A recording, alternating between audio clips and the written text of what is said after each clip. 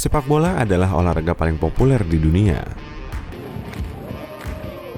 Sepak bola merupakan olahraga nasional di banyak negara, terutama di Brazil dan Argentina. Satu hal yang pasti, aturan permainan ini nggak selalu sama, diubah atau diperbaiki selama bertahun-tahun. Dari aturan-aturan ini, ada yang aneh atau nggak terduga. Misalnya, pemain bisa kena kartu kuning atau kartu merah karena pelanggaran dan apapun yang dianggap wasit salah. Tapi kamu tahu nggak bahwa pelatih dan staf juga bisa diganjar kartu ini? Benar, ada pelatih yang berperilaku kasar di pinggir lapangan dan kadang keterlaluan. Wasit boleh mengganjar mereka dengan kartu kuning atau bahkan kartu merah kalau mereka keterlaluan. Mereka biasanya melewatkan pertandingan berikutnya karena cuma boleh nonton di tribun dan digantikan asisten pelatih. Pemain juga bisa mendapat kartu merah sebelum pertandingan dimulai. Kalau pemain bertingkah sebelum kick-off, wasit bisa mengeluarkan kartu merah dan tim itu terpaksa bermain dengan 10 pemain di lapangan. Seorang pelatih harus mengumumkan susunan pemain yang akan bermain saat pertandingan dimulai dan kalau ada yang kena kartu merah, pelatih nggak bisa menggantinya. Mereka harus kehilangan satu pemain, jadi jangan macam-macam ya. Memang sih aturan ini sah-sah saja, tapi pertandingan nggak bisa dimulai kalau cuma ada 7 pemain. Pertandingan akan gugur. Penyebabnya bisa saja ada pemain yang nakal dan kena kartu merah, atau ada yang cedera dan lain-lain. Wasit cuma boleh mengeluarkan 4 kartu merah selama pertandingan. Kalau lebih, pertandingan harus dihentikan. Kalau penjaga gawang cedera, akan dimasukkan penjaga gawang cadangan. Tapi bagaimana kalau kiper kedua ini kena kartu merah atau cedera? Karena nggak ada lagi kiper cadangan, pemain lain boleh menggantikan dan jadi kiper. Mereka harus pakai sarung tangan dan mengaktifkan insting penyelamatan mereka supaya timnya nggak kebobolan. Kiper cuma boleh memegang bola selama 6 detik setelah menyelamatkannya atau mengambilnya. Kalau lebih, mereka bisa diperingatkan wasit karena dianggap buang-buang waktu. Kiper cuma boleh memegang bola dengan tangan mereka di kotak penalti. Kalau kiper memegang bola di luar kotak penalti, maka hal tersebut dianggap pelanggaran dan bisa juga diusir dari pertandingan. Kiper nggak boleh mengambil bola menggunakan tangan jika pemain mengoper bola ke mereka pakai kaki. Hal demikian akan dianggap pelanggaran. Kiper harus menerima bola oper dan bermain pakai kaki seperti pemain lain dan mengoper bola atau menyingkirkannya.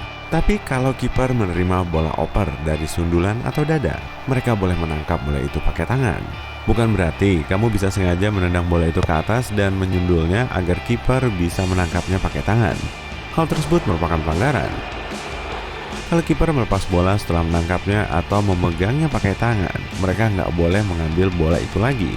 Jika ketahuan, wasit bakal memberi tim lawan tendangan bebas di luar area penalti.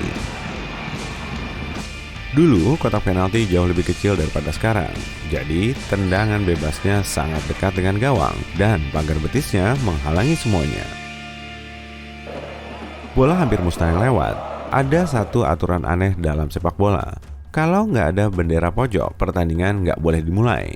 Hal ini pernah terjadi di Piala Dunia tahun 1974 dalam pertandingan antara Jerman dan Belanda. Petugas lupa memasang bendera, jadi wasit harus menunda pertandingan. Setelah bendera dipasang, pertandingan boleh dimulai. Baru-baru ini, tim boleh mengganti 5 pemain selama pertandingan. Sejak dulu, tim cuma boleh mengganti 3 pemain sepanjang pertandingan. Mengganti 5 pemain berarti rotasi skuad yang bagus untuk pertandingan berikutnya. Terutama kalau timnya bertanding di banyak liga pada saat yang bersamaan. Tapi pernah ada masanya, tim nggak boleh mengganti pemain meskipun salah satunya cedera. Sebelum tahun 1965, jika ada 11 pemain di lapangan, jangan harap pemain cadangan bisa membantu. Kayaknya dulu juga nggak ada kursi buat cadangan. Digantikan pemain lain itu menyebalkan terutama kalau kamu lagi panas-panasnya. Tapi kalau kamu menolak diganti, nggak akan terjadi apa-apa. Kamu mengira wasit bakal memberi kamu kartu kuning atau peringatan, padahal enggak. Pertandingan akan dilanjutkan dan pemain akan dibiarkan di lapangan. FIFA mungkin nggak akan memberimu hukuman, tapi klubmu bisa mendenda kamu dan kamu bisa kehilangan rasa hormat dari tim, staf pelatih, dan penggemar. Nggak ada aturan kamu harus mencantumkan nama depan atau belakang di bagian belakang jersey. Kamu bisa mencantumkan apapun asalkan nggak menyinggung. Pesepak bola biasanya mencantumkan nama panggilan mereka saat kecil. Kamu nggak mungkin mencetak gol langsung dari lemparan ke dalam. Lemparan ke dalam diberikan saat bola keluar lapangan. Jadi, pemain harus memulai kembali pertandingan dengan melempar bola. Kalau kamu mau licik dan melempar bola langsung ke gawang lawan tanpa disentuh pemain lain, bola cuma akan dianggap tendangan gawang. Kalau kamu mau menendang penalti dan berhadapan dengan kiper, kamu bisa mengoper bolanya kalau mau. Ini cuma boleh dilakukan kalau pelanggaran terjadi di dalam pertandingan, bukan saat adu penalti. Kamu lari dan sebelum menembak, kamu mengopernya kepada teman satu tim yang bisa mencetak gol dan menikmati kejayaan. Pemain mencetak 3 gol dalam satu pertandingan disebut hat-trick, dan pemain itu bisa membawa pulang bolanya. Pemain mencetak 2 gol disebut brace.